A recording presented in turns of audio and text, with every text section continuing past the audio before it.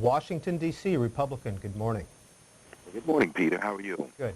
Hey, listen, Peter. I've never thought that the pulpit itself should be a part of the politics, but Jeremiah Wright is a very well-educated man. He's an undergraduate from Virginia Union University.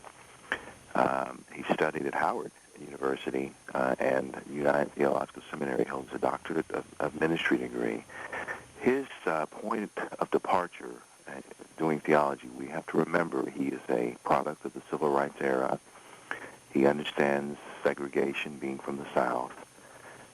He studies Afrocentrism. He is a liberation theologian, which means that they are attempting to create a humanity or an equality in humanity among the races by demonstrating what is good about being an African American, where self-esteem has been so low.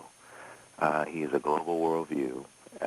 Now, whether we agree with everything that he says or not, I think we can admit that he has a right to say these things. And one more point, Peter. Okay, he has a right to say these things, of course, but is it a legitimate campaign issue in your view? Well, thank you. It may be if we are now going to say that the pulpit from other places are campaign issues. Will John Hagee now be a pulpit issue with anti-Catholic statements? Are we going to go back over 2 centuries, Peter? I mean, and talk about how pulpits defended slavery? I mean, where does it end? How do we frame this debate about American politics and religion? It seems to me that it is best that we talk about, do we want less taxes? Do we want universal health care? Do we want to come home from the war? Do we believe the surge is working? There are a lot of things that we can talk about, but again, and lastly again, I've got to let you go. Jeremiah Wright, I don't agree with everything Dr. Wright says. I too am a pastor, and I studied, and I do have a PhD in theology. I would not take his approach, but because I'm an African American, I do understand why he has taken this approach. But I think Jeremiah Wright's form of theology, in my opinion, is dying, if you will.